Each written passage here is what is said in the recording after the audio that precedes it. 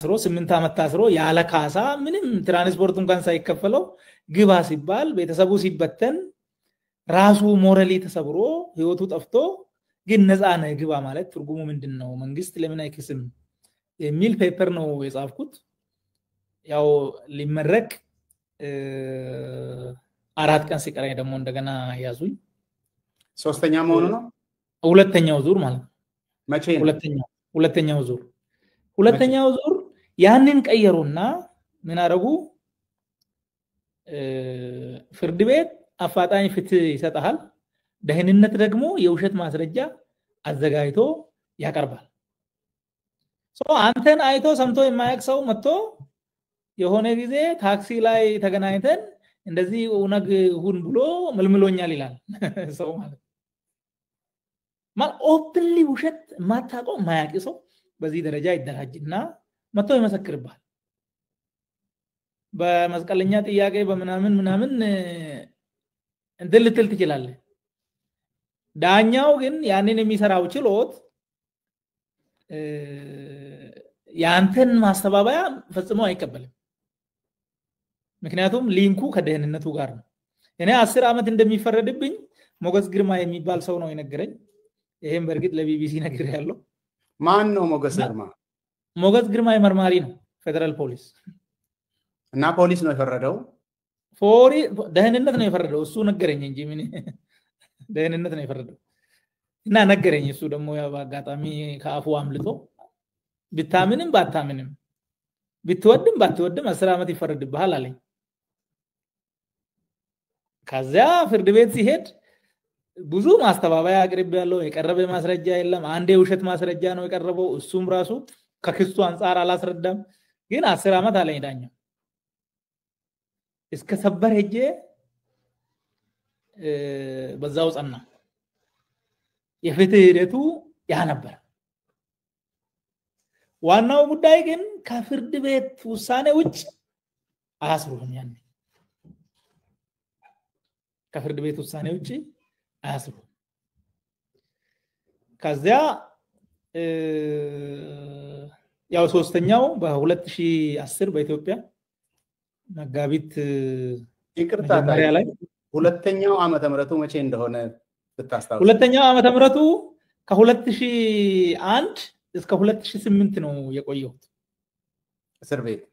እስር ቤት ያው ጨርሼ ነው የመጣሁት ባመክሮ ሶስተኛው መጋቢት ከመጋቢት እስከ ሚያዝያ ለ32 ቀን ነው የቆየሁት ጉዳዩ ከቦራና ጭፍጨፋ ጋር የሚያያዝ ነው እሱ ያው ከባድ አልነበረም ሰውም በብዛት ይመጣ ነበረ የለውጥ ዋዜማም ነበረ ቀላል ነው ቆይተን ነው የወጣ ነው ምንም ጫናም አልነበረም ግን ያው በሁለት ነው 3 ፓትሮል ነው ያዙኝ ወደ እንትን ሲሄድ ማለት ነው ቤቴን ምናምን ብዙ ረባብሿል ዞሮ ግን ዛሬ ያዙኝ ነገ ፍርድ ቤት አቅርበውኛል የቆየሁት በፍርድ ቤት ትዕዛዝ ነው ፍርድ ቤቱን ራሳቸው ከኋላ ይቆጣጠሩታል ግን ፎርማሊቲውን ያሟሉታል ማለት ነው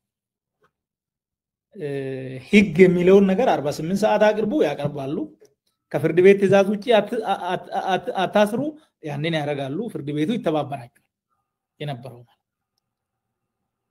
አራተኛው ላይ ግን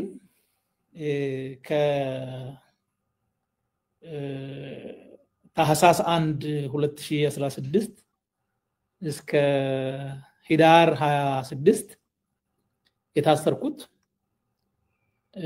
ልዩ የሚያደርገው ነገር አለው ማለት ነው ልዩነቱ ምንድነው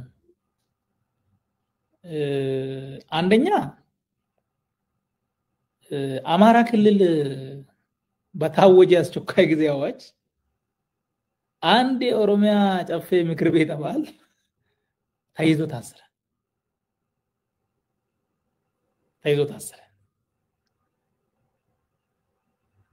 የ50 ሚሊዮን ህዝብ ተወካይ በሌላ ክልል የታወጀ አስቸኳይ አዋጅ ታሰረ ያለ መከሰስ መብት ሳይነሳ ደግሞ ምን ተደርጓል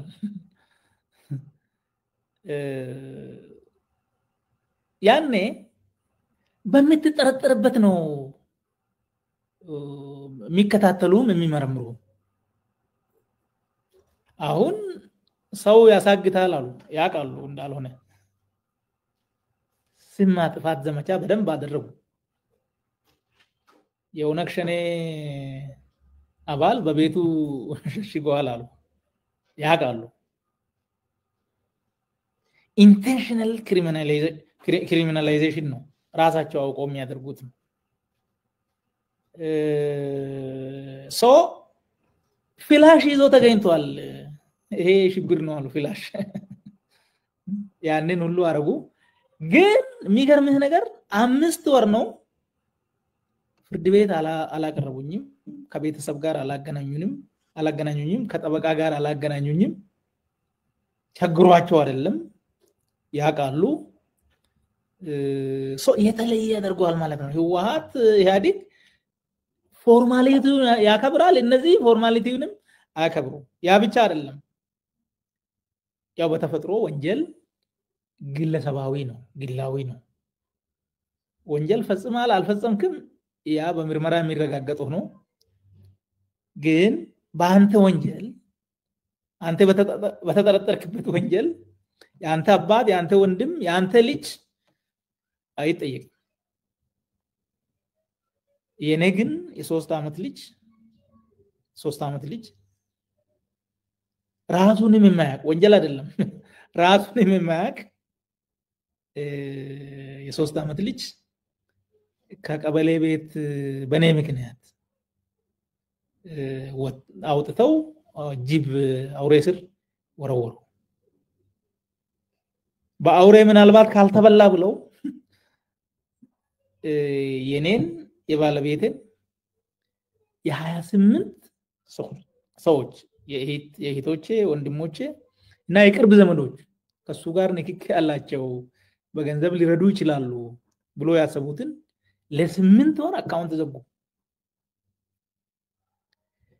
ሌላ ሰው ደግሞ ታየን ቤተሰብ ራድታችሁ ደግፋችሁ ወዮላችሁ የሚል ደግሞ ከውስጥ ፕሮፓጋንዳ አደረጉ ማለት። በኢህአዴግ ጊዜ የኔን ወንድም የኔን እናት ሰላም ያላት የለም፣ ሰላም ያላቸው የለም። እናቴን ሰላም ያላት የለም፣ ወንድሜም ሰላም ያለው የለም። ታየ የት ነው ብሎ የጠየቀም የለም። እኔን ነው የሚፈልጉት፣ እኔን ነው የሚከታተሉት፣ ከያዙኝ እኔን ነው ያሰሩት። ከዛ በኋላ ለምን አበላችሁ፣ ለምን ወለዳችሁ፣ ለምን ያለ የለም ማለት ነው። ልዩነቱ እዚህ ላይ ታያለ። ሌላው ደግሞ የቀጠለው ነው። ማዕከላዊ ተዘግቷል። ከዚህ በኋላ ቶርቸር አናደርግም ተብሎ በጣም ብዙ ተወርቶለታል። ግን እኔ ጥፍሩ የተነቀለ እግሩ የተሰበረ ሰው አይቻለሁ። እኔ አልተመታሁም፣ እኔ አልተሰቃየሁም። ለ4 ወር ጨለማ ውስጥ ከመቀመጥ ውጭ ሌላ ለብቻ ማለት ነው ሶሊተሪ ኮንፋይንመንት፣ ከዛ ውጭ ፐርሰናሊ የደረሰብኝ ነገር የለም። ግን ሰውነቱ የተተለተለ እና ስንት ስቃይ የተፈጸመበት ሰው ግን አይቻልም። ሰው አልቆምም ማለት ነው፣ ቀጥሏል ትረንዱ። በዚህ ደረጃ በቶርቸር ይመሳሰላል። ያኔ ነበረ፣ አሁንም ቀጥሏል። ፎርማሊቲ ያኔ ይሻላል፣ አሁን ፎርማሊቲ የለም። ወንጀል ያኔ ግላዊ ነበረ፣ አሁን ወንጀል በቤተሰብ በዘር በደም ይተላለፋል። ይሄ ከስንት ዘመን በፊት የቀረ በኃይለ ሥላሴም ያልነበረ ማለት ነው። ይሄ ነው ያለው። ጥሩ። እስኪ የአራተኛው እስር ላይ አንድ ጥያቄ ልጠይቅ። አሁን ይሄ አገዛዝ በአንድ ሰው ምክንያት ቤተሰብን እንደሚያሰቃይ አሁን የአደባባይ ምስጢር። ልጃችሁ ለአመፅ ጠመንጃ ይዞ ወጥቷል፣ የወራነ ብልሱማ ኦሮሞ ወይ ደግሞ ኦኤልኤን ተቀላቅሏል በሚል በተለይ ኦሮሚያ ላይ ቤተሰቦች ተገለዋል፣ ተሰቃይተዋል። ይሄ ነገር በጣም በስፋት ነው የሚካሄደው። እስኪ አንተን ያንተን ጉዳይ ትንሽ የሚለይ ነገር ሊኖር ስለሚችል እስኪ እሱ ልጠይቅ። አንተ ዛን ጊዜ ሚኒስትር ዴታ ነበር፣ ከሚኒስትር ዴታነት ነው የታሰርከው እና 28 የቤተሰብ አባላትን ዘመድ አዝማድን ዙሪያ መለስ ባንክ ሲዘጉ እሳቤው ምን ይመስላል? አንተ ስልጣን ላይ የነበርክ ጊዜ እነኚህ ቤተ ዘመድ ላንተ የሚቀርቡ የስጋ ዘመዶች የተጠቀሙት ነገር አለ በሚል እሳቤ ነው ወይስ ሌላ ነገር ነው? ያንተ ማለት ባለስልጣን ስለነበርክ ማለት ነው። ምንድነው እሳቤው? እሳቤው ሙስና እንመረምራለን የሚል ነበር።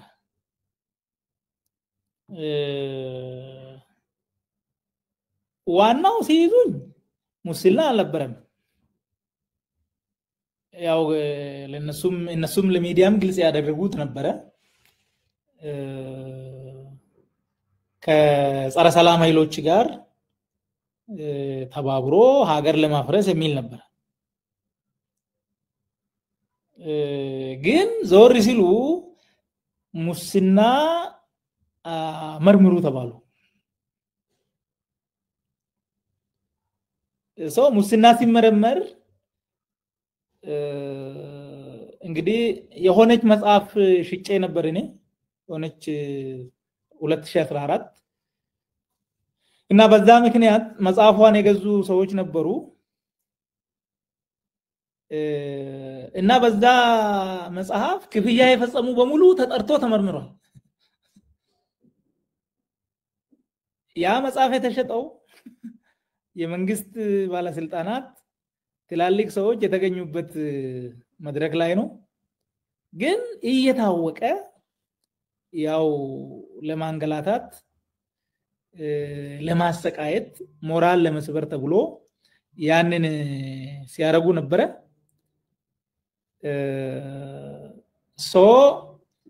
በዛ ምክንያት ነው ምርመራ ብሎ የፋይናንሻል ደህንነቱ ለአቃቤ ሕግ ጽፎ አቃቤ ሕግ ደግሞ በዛ ደረጃ ጠይቆ አካውንት በፍርድ ቤት የተዘጋ አለ። በፍርድ ቤት የተዘጋ የኔ ብቻ ነው ባይዘው የኔ አካውንት በፍርድ ቤት ተዘግቷል። ሌሎቹን ግን ከህግ ውጭ ከ3 ቀን በላይ መዝጋት የማይችል ፋይናንሻል ደህንነት ለ8 ወር ፍርድ ቤት ነው ባንኮቹን አዞ በትዕዛዝ አዘግቷል።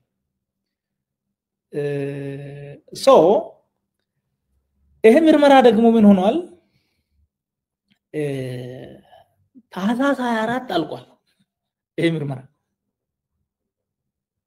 ታህሳስ 1 ነው እኔ የተያዝኩት። ያው ባንኮች ሊንክ ስላላቸው ሁሉም ተመርምሮ ይሄ ሰውዬ ከሙስና ጋር ምንም ግንኙነት የለውም የሚል በ3 ሳምንት ጊዜ ውስጥ አልቋል። ቢያልቅም ግን ተብሎ ያንን የባንክ ሂሳቦች እንደዘጉ 8 ወር ቆዩ ማለት ነው። ምንድነው ዋናው ዓላማ ግን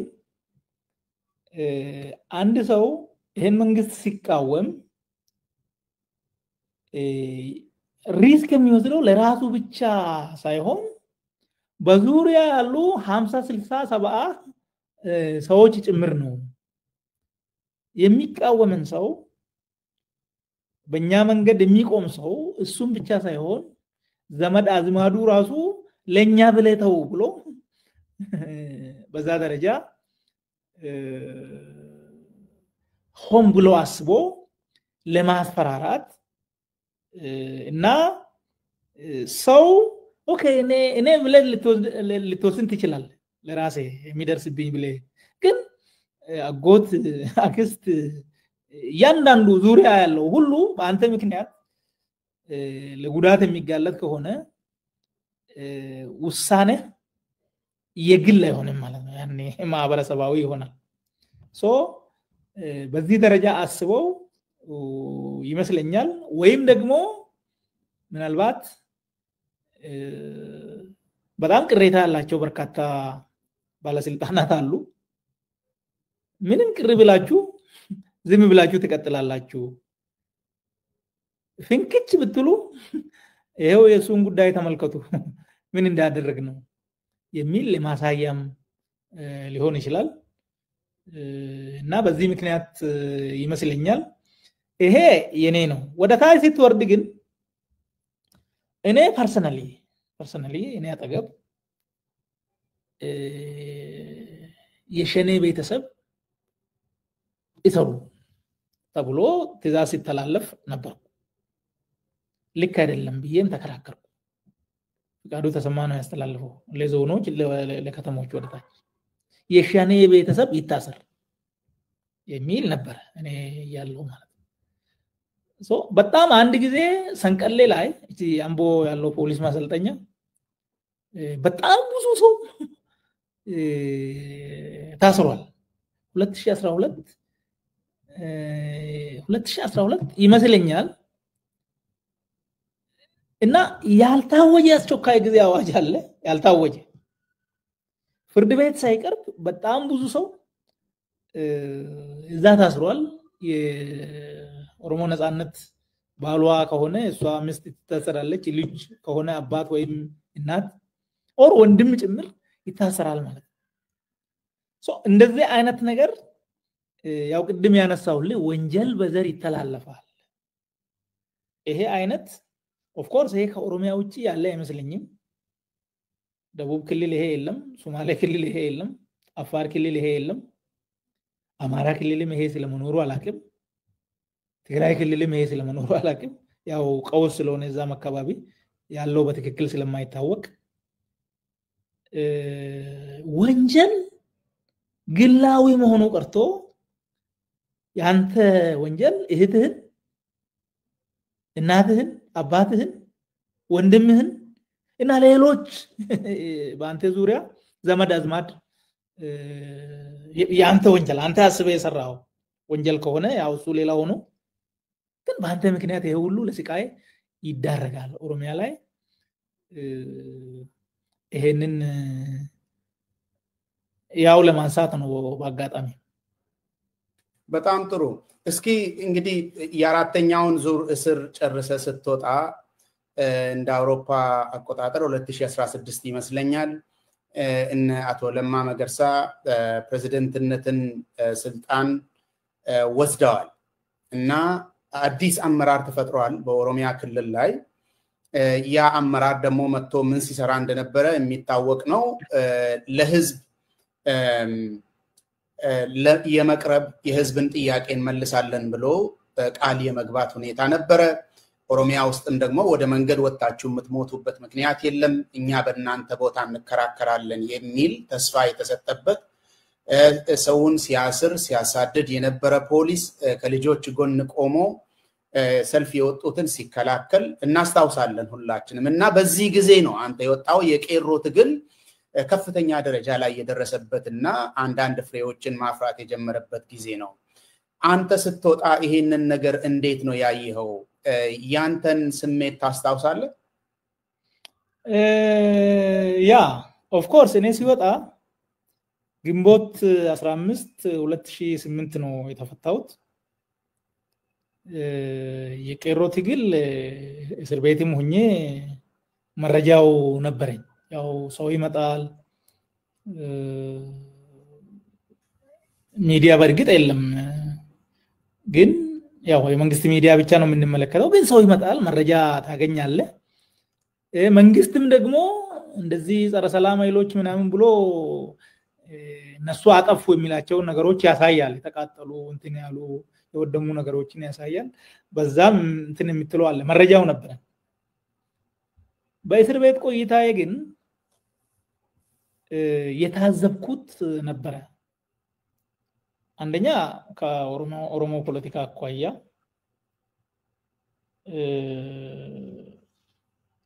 ክላሪቲ የሚጎላቸው አመራሮች ነበሩ ያው ብዙ ዝርዝር አያስፈልግም ክላሪቲ ይጎላል ኮሚትመንት ይጎላል እሱ ችግር አለ ከኢትዮጵያ ፖለቲካ መኳያ ያው አብረን የነበረ የኦብነግ ሰዎች ነበሩ የግንቦት ሰባት ሰዎች ነበሩ እነ ተፈራ ማሞ ጋር ነበርን እነ አቶ በቀለ ገርባ ጋርም ነበርን አንድ ቤትም ታስረናል ባይዙ እና የሚጎል ነገር አለ የፍልስፍና ክላሪቲ የግብ ክላሪቲ ለዛ የሚያስፈልገው ዲሲፕሊን ብዙ ነገሮች አሉ ያው እዛ የነበሩ ሰዎችን ይያልኩ አይደለም ግን በአጠቃላይ ሲታይ እንደሱ አይነት ነገር ነበርና ከእስር ቤት ሲወጣ በአንድ በኩል ወጣቱ ለመብቱ ለነጻነቱ በዛ ደረጃ ቆርጦ መነሳቱ በጣም ደስታ ይሰጣል ሞራልም ይሰጣል ያው መታገሌ መታሰሬ ዋጋ መክፈሌ ልክ ነው ፍሬ ያፈራ ነው ትላል ያ ለውጡ የሚፈልገው ነገር ወደ ፍትህ ወደ ዲሞክራሲ ወደ ነጻነት ማሄዳችን አይቀሬ ነው አንተ ብትሞትም ምንም ቢሆን ቀጥሎ የሚቀበል ትውልድ አለ ብለ በዛ ደረጃ ኩራትም ይሰማሃል በሌላ በኩል ግን ያ እንቅስቃሴ መሬት ላይ ምን መዋቅር አለው ያ ወጣት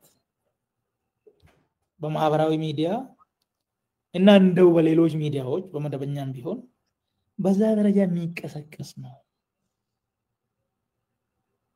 ያልተደራጀ ትግል ደግሞ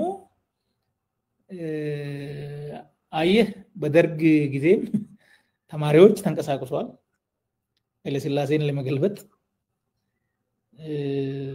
ኦፍ ኮርስ የኃይለሥላሴን የስልጣን ምሰሶ ሌጂቲመሲውን የገነደሱት ተማሪዎቹ ናቸው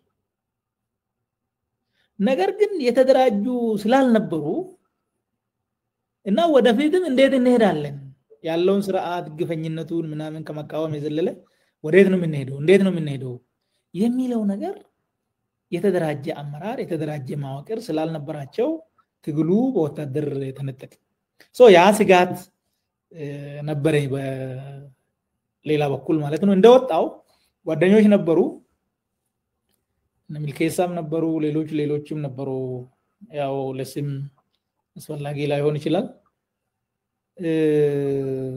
እና ይሄ ትግል ከግብ መድረስ ካለበት ኦህዴድን ከህወሓት ነጥለን ከዚህ ትግል ጋር እንዲሰለፍ ማድረግ አለብን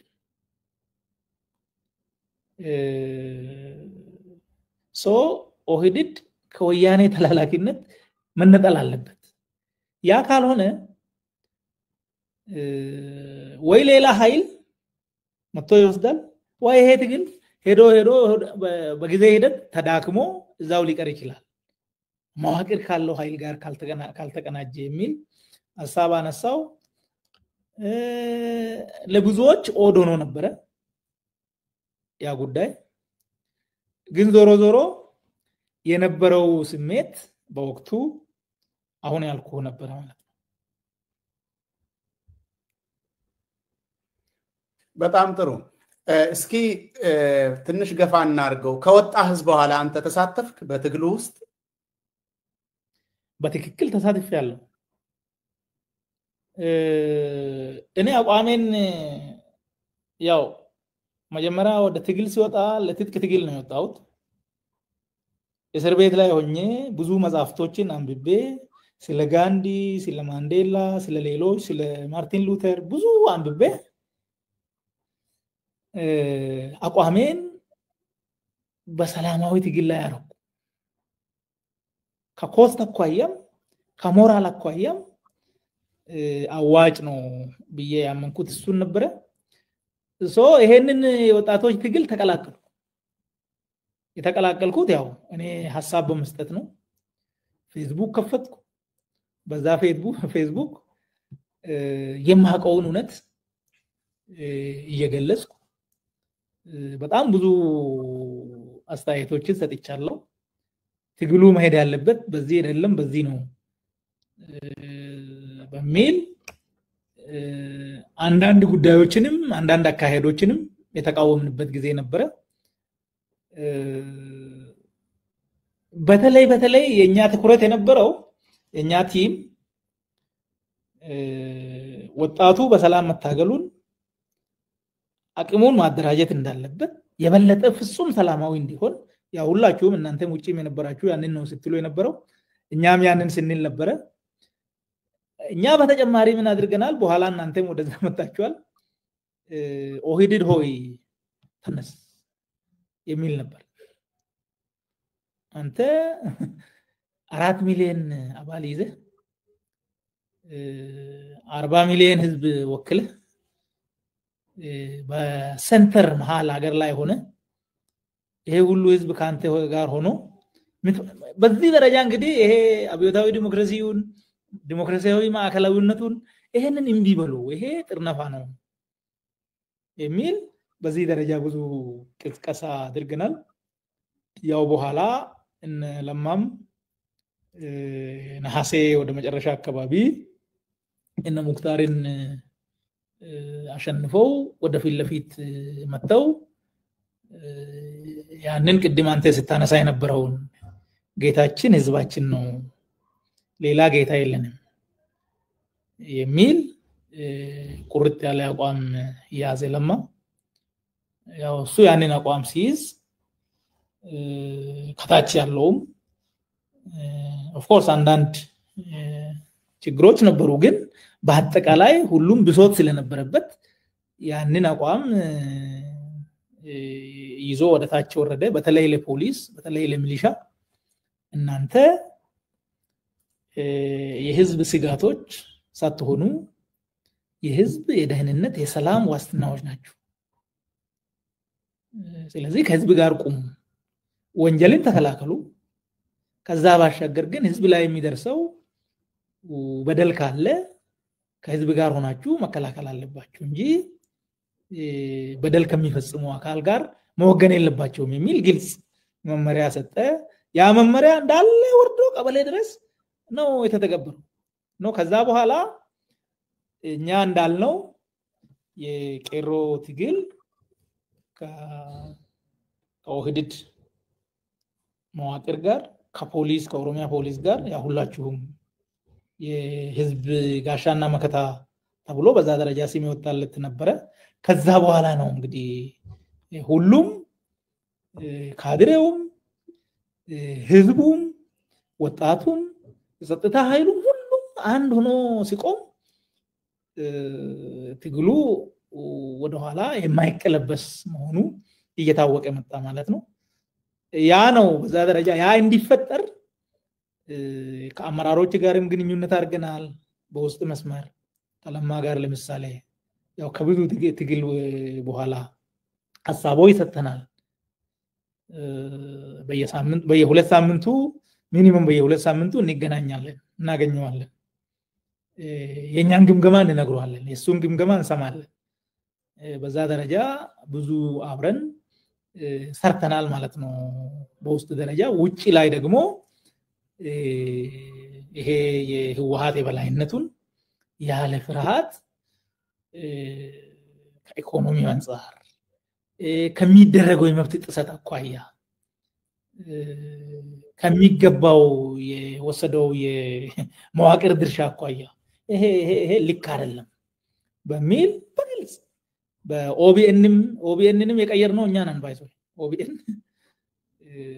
ሄደን እዛ አስተያየት እየሰጠን ለህዝቡ ከኦኤምን ጋር ኦልሞስት ተመሳሳይ ይዘት የነበረው በወቅቱ በዛ ደረጃ ቅስቀሳዎችን ገብተን ሰርተናል እንግዲህ በዚህ ልክ ተሳትፎ ነበርኝ ለማለት ለማን ለማግኘት ትግል ስትል ምንድነው ምን አይነት ትግል ነው ለማን ለማግኘት ተገጠማችሁ እኛ መጀመሪያ 10 ሰው ሆነን መስከረም 2009 ቀኑን አላስታውስም በኦሮሞ ባህል ማዕከል አዲስ አበባ ላይ ተወያየ ነው ኦህዴድን እንቀላቀል አንቀላቀል የሚል እንደግፍ አንደግፍ የሚል ያው ውይይቶች ነበሩ ዝርዝሩ ብዙ አስፈላጊ አይደለም ምክንያቶችን ዘርዝረን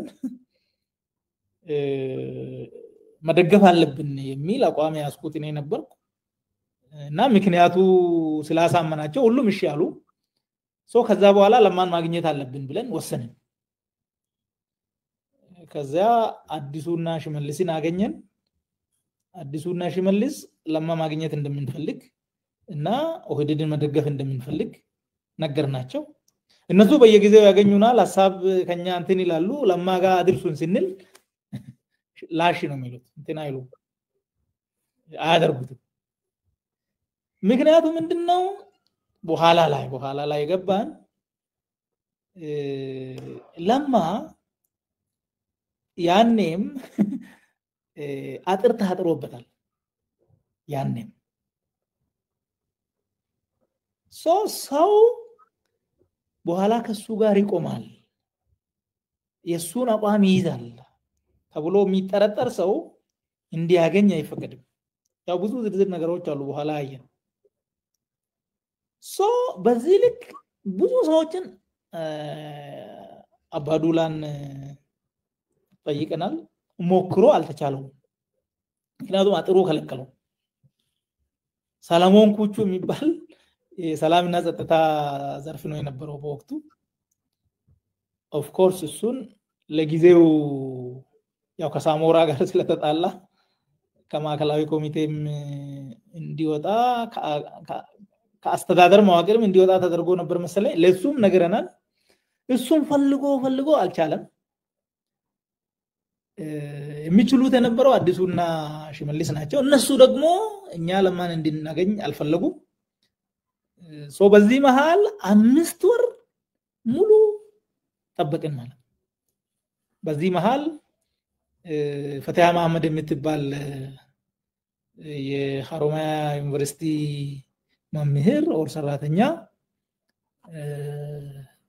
የማህበራዊ ቢሮ ኃላፊ ሆና ተሹማ መጣች እሷ ከመልከይሳ ጋር ተተዋወቅ ነበር እንደመጣች ነገርናት እሷ ነገረችው በሁለት ሳምንት ውስጥ ለማን አገኘን 5 ወር ሞክረን ያቃተንን በዚህ ያገኘን ካገኘን በኋላ ያው ፐርሰናሊም ስልክም ተላውጠን ስለነበረ እናገኝ ነበር በዚህ ደረጃ እዛ ጋር እንዳንደርስ ብዙ መሰናክሎች ነበሩ ለማለት ነው በጣም ጥሩ የመንግስታዊ አደረጃጀቱን ትንሽ ስለሚገልጽልን ይበልጥ እንድታብራራው ነበር የጠየቅኩ እና ከዚህ ከቄሮ ጋር በተያያዘ እስኪ የመጨረሻ ጥያቄ ልጠይቅ እንግዲህ አንተ ከእስር ቤት ስትወጣ ትግሉ ከፍተኛ ደረጃ ላይ እንደደረሰ አንተም ተሳትፎ እንደጀመርክ ያው ነግረኸኛል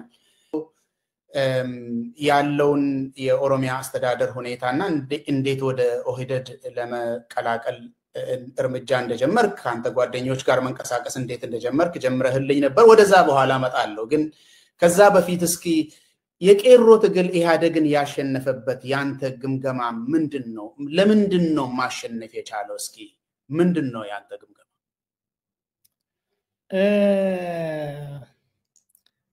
ይሄ ወሳኝ ነገር ነው ይሄ በጣም ወሳኝ ነገር ነው ለወደፊትም የሚጠቅም ነው አሁንም ተመሳሳይ ችግር ስላለ ማለት አንደኛው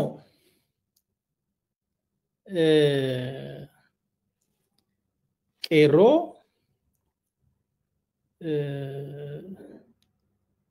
የሚያስተባብር ኃይል ነበር አንድነት የነበረው ያው ሚዲያ ነበር ኦኤምን ሌሎች ሚዲያዎችም ነበሩ ማህበራዊ ሚዲያውም ነበር ነገር ግን ከጫፍ እስከ ጫፍ ሁሉም ጫፍ ላይ ሆኖ ወጣቱ በአንድ ጊዜ የሚደርሰው መረጃ ነበረው ያ መረጃ ደግሞ ከተደራጀ ከተስማማ አንድ ላይ ከሆነ የአመራር የሚመስል ኦፍ ኮርስ አክቲቪስቶች ጋር ይደርሰዋል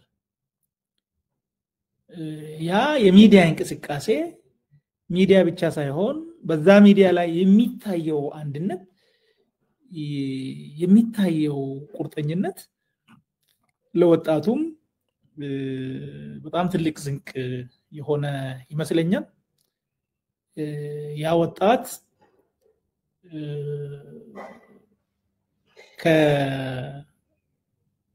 ከዞን ከወረዳ ከሁሉም አልፈው በክልል ደረጃ አንድ የሆነ ምልክት ይዘው በዛ ምልክት ዙሪያ ተሰባስቦ በአንድነት ያለ ፍርሃት በዲሲፕሊን መቆም ችሏል።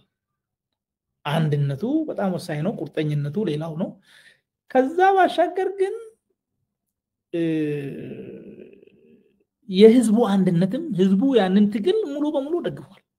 ከወጣቱ ከልጆቹ ጋር ቆሟል። ከህዝቡ ባሻገር በኋላ ደግሞ የነበረው መዋቅርም ከላይ ከፕሬዝዳንቱ ጀምሮ እስከ ቀበሌ ሚሊሻ ድረስ ያ ስርዓት ትክክል አይደለም መቀየር አለበት የሚል አቋም ይዞ ከሚታገሉት ወጣቶች ጋር ሆኗል። ይሄ አንደኛው ጎኑ ነው። የውስጥ አንድነቱ እና አጠቃላይ እንደ ማህበረሰብ ደግሞ ወጣቱ ለሚያደርገው ለቀይሮ ለሚያደርገው ትግል ከውስጥም ከውጭም የተሟላ ድጋፍ መደረጉ አንድ ነገር ሆኖ በሌላ በኩል ግን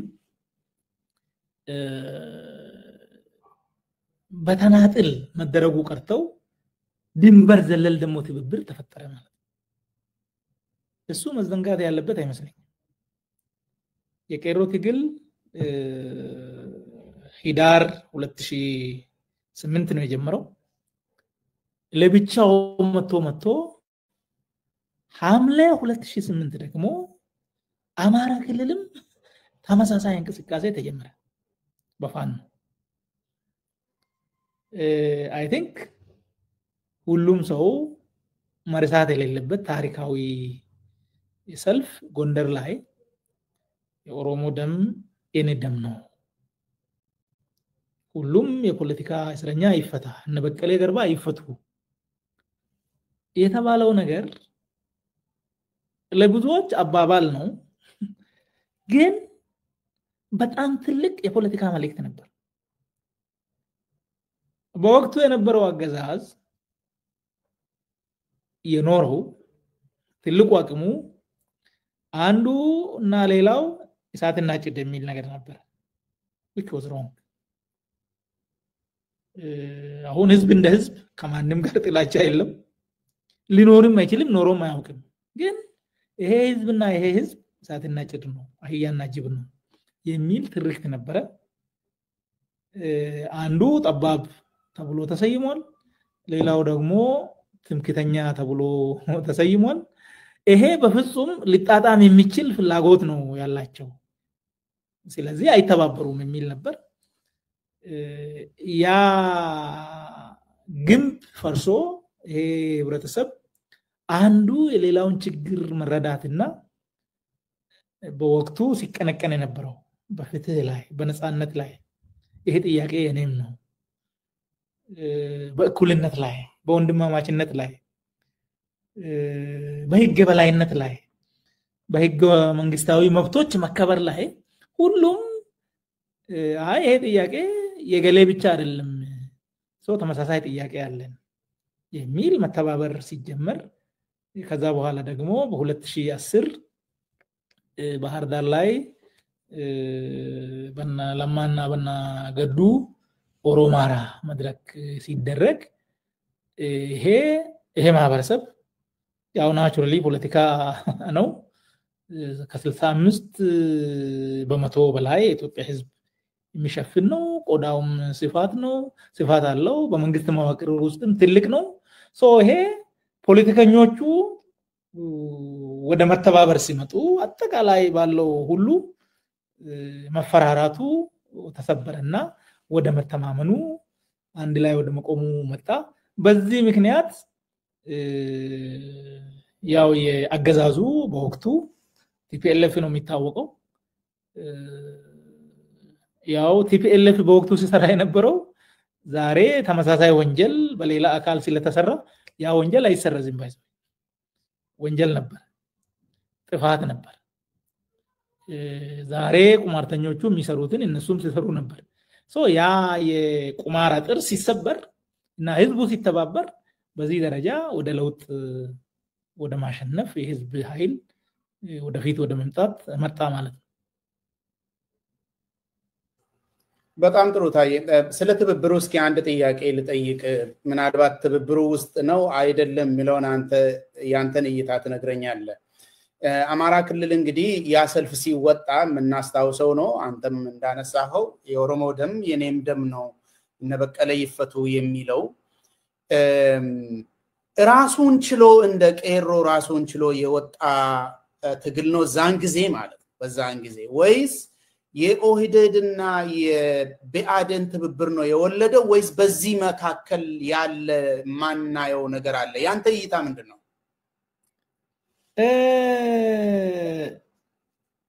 መጀመሪያ ያው እስር ቤት ነበሩ፣ የአማራ ታጋዮችም ነበሩ። እነ ጀነራል ተፈራም ሌሎች ኮሎኔሎች ሲቪል ሰዎችም ነበሩ ከኛ ጋርም የታሰሩ። ምንድነው ሲነገረን የነበረው? ፐርሰናሊ ለኔ የተነገረኝ እኛ ባንኖር እኮ ገሌ የሚባል ብሔር ሊያጠፋችሁ ይችል ነበር የሚል የደህንነት ሰው ለኔ ገጥሞኛል። በተመሳሳይ ግን በሌላ መንገድ ለሌላው ሰው ደግሞ እኛ ነን እኮ ያዳናችሁ ባርበጉጉ በመናምን ላይ እኮ ታልቁ ነበር ይላችኋል። እዛ ደግሞ ሰው ምንድነው ታስረናል፣ ያሰረን አንድ አካል ነው። እዛም ደግሞ እኔ ለአንድ ኩራባቸው የሚባል ሰው ስጋት ነኝ፣ እሱ ለኔ ስጋት ነው የሚሆነው ማለት። ያሰረን ግን አንድ አካል ነው። እንደዚህ ነው የነበረው። በኋላ ግን መነጋገር ተጀምሯል። እዛም ይያለን ማለት መነጋገር ተጀምሯል። ምንድነው የምትፈልጉት እናንተ? እነሱም ጠይቀውናል፣ እኛም ጠይቀናል። at the end of the day የህዝቡ ፍላጎት እዛም ያለው እዚህም ያለው ከተፈጠረው የሴራ ትርክት ባሻገር ያለው ገበሬው ወለካም ያለው ጎጀምም ያለው ጎንደርም ያለው ተመሳሳይ ፍላጎት አለው። ነጋዴውም ቢሆን ትግራይም ያለው ባይዘው አሁን ወሃት እንደዛ ስላደረገ ከትግራይ ህዝብ ጋር በምንም ተአምር የሚያያዝ ነገር አይደለም። የትግራይ አርሶ አደር፣ የአማራ አርሶ አደር፣ የኦሮሚያ አርሶ አደር፣ የሲዳማ አርሶ አደር፣ የወላይታ አርሶ አደር ምንም የተለየ ፍላጎት የለውም። ነፃነት ይፈልጋል፣ ሰላም ይፈልጋል፣ ፍትህ ይፈልጋል። የሚያመርትበት ግብአት በትክክለኛ ዋጋ ማግኘት ይፈልጋል፣ አገልግሎት ይፈልጋል። ደግሞ ምርቱን በአግባቡ አትርፎ መሸጥ ይፈልጋል። የተለየ አይደለም። ነጋዴ ጋር ስትሄድ ተመሳሳይ ነው። አንዱ ሌላውን እንዲፈራ የሚደረግበት እንዲሁ ታሪካዊ አንዱ እንደዚህ የሚባሉ ነገር ከህዝብ አኳያ ሲታይ ማለት ኢሊቶቹ የተበላሸ አታያይ ያላቸው የሉ ማለት አይደለም። ከግራም ከቀኝም ነገር ግን ከህዝብ አኳያ ሲታይ ይሄ ነው። ጎንደር ላይ ህዝብ ነው የወጣው። ህዝብ ነው የወጣው። ያ ህዝብ ገብቶታል። ህዝብ ይገባዋል ባይዘው ማለት ክፍፍሉ አቅም እንዳሳጣው ህዝብ ይገባዋልና ጎንደር ላይ ህዝብ ነው የወጣው። ማንም አጀንዳውን አልሰጠውም። ህዝብ ነው የወጣው። አጀንዳው የተጀመረው ከዛ ነው። ከዛ ሲጀመር ሻሸመኔ ላይ ደግሞ ተመሳሳይ ምላሽ ተሰጠ። አየር ላይ ሲውል ነገሩ ይሄ 2008 ነው። 2008 ነው። ምን ሆኗል? መሃል ላይ የኢሬሳ ጭፍጨፋ መጣ። ኢሬሳ ላይ መጡ ባይዘው ከጎንደር ከባህር ዳር ሰው ተሰብስቦ ህዝቡ መጣ። ያኔ ቢያድንና ኦህዴድ ይፈራራል። መተማመን አልመጣም፣ አልተነጋገሩም። ህዝብ ነው የመጣው። ህዝብ ራሱ ተደራጅቶ ከዛ ኢሬሳ ጭፍጨፋ በኋላ ውጪ ላይ አንድ ሰውዬ ኢትዮጵያን እንበትናለን፣ አላማችን ኢትዮጵያን ሳንበትን አንኖርም የሚል ተናግሯል። በኦኤምኤን ነው እንደዛ ሊበን ዋቆ ነው የሚባል አይደለ እሱ ደግሞ መሃል ላይ እንደገና ሾክ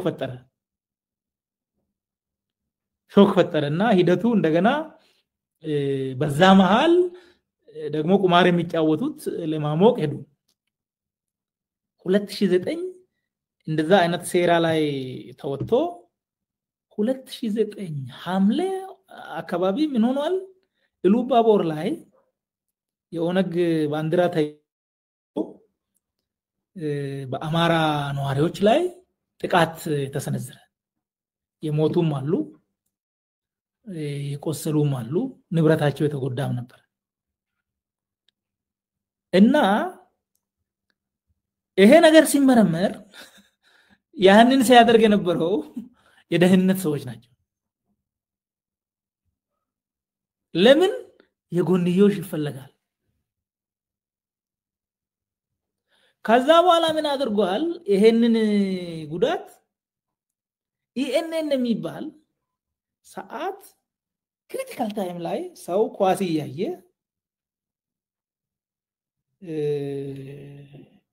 ኦሮሞ አማራን እየጨፈጨፈ እንደሆነ ዜና አርጎ አመጣ ኢኤንኤን የሚባል እሱ ደግሞ ከደህንነት ሰዎች ጋር የሚሰራ ተቋም ነው ሶ አሁን በዚህ ጊዜ ያንን ለማርገብ ናሴ እዚህ ነው ጥቅምትም አካባቢ በዛ ደረጃ የቀጠለ ነው ሶ ምን አድርገናል እኛ አራት ሰዎች ሆነን ከአማራ ቴሌቪዥን ጋር ቀጠሮ ያዘን እኔ ነበርኩ መልኬሳም ነበረ ከበደ ነበረ ደረጀ ገረፋ የሚባል ነበር አራት ሆነን ቀጠሮ ይዘን ገባን ሶ አጠቃላይ ሴራውን ተነተን ነው ሌሎች ጽሁፎችንም ቢያድንና ኦህድድ ለምንድን ነው የማይተባበሩት የጠፋብኛ አንድ ፌስቡክ አንድ 150 ሺህ የነበረ የኔም የሚልኬሳም አንድ ጊዜ የጠፋ ፌስቡክ ነበረ እዛ ላይ ጽፈናል ኢቭን መገንጠል እንኳን ቢኖር የት ነው የሚሄደው አማራ ወይ ኦሮሞ የት ይሄዳል ከዚህ መሬቱን ይዞ ኢንዲያን ኦሽን አይገባም መቼስ አብሮ መኖር የግድ ነው አንድ ሀገር ትልቅ ሀገር ለሁለቱም ይበጃል ኢቭን አይበጀንም ካሉ ቢለያዩ እንኳን አንዱ ያለ ሌላው የት ሊሄድ ይችላል አብሮ አንድ አካባቢ ኩታ ገጠሞ ነው የተፈጠረ ደግሞ በሚሊየን አንድ ላይ ሆነ ህዝብ ነበርና በዚህ ደረጃ ያንን አነሳን በዚህ መሃል አመራሮቹ ህዝቡ ቀድሞን ሄደዋል ቢያንስ ለምን አንከተለውም በሚል ወደዚህ መጡ ማለት ነው ወደ ኦሮማራ ትብብር መጡ በኋላ ደግሞ ያው ጉዳዩ ያንን ለውጥ ሲያሳካ ሲለፈሩት በኋላ ደግሞ እንዲፈተን ደግሞ ሰሩ ማለት ምክንያቱም አቅሙን አዩ ፓርላማ ላይ ከኦሮሚያ ክልልና ከአማራ ክልል ብቻ 340 ገደማ ነው ወንበር ማለት ከአዲስ አበባም ከተለያየ ቦታ በአማራ በኦሮሞ በወቅቱ በቢያድንና በኦህዴድ ስም ፓርላማ የሚቀመጥ 340 ማጆሪቲ 274 ነው የሚያስፈልገው ሶ ግሬት ማጆሪቲ የያዘ ኃይል ነበር ኢቭን ፊት አዋጅ ላይ ፖሊሲ ላይ ለሌላውም ጭምር ነፃነት ማምጣት የሚችል ኃይል እዛ ቁጭ ብሎ ግን በወቅቱ ህወሓት 38 ወንበር ብቻ የነበረው ሁሉን ነገር ያስወስናል የነበረው ይሄም ልክ አይደለም በሚል በንግግርም በጽሁፍም ታግለናል ባይዘው በወቅቱ ያው እርምጃ ሊያስወስድ ይችል ይሆን ነበር በወቅቱ ኦፍ ኮርስ ግን አልፈነዋል እነዛ ሁሉ ነበርና ሂደቱ ይሄ ነው እኔ የሚገነዘው እስኪ ያንተ የኦህዴድ ኦዲፒ ብልጽግና ተሳትፎና አመራር ውስጥ የመግባት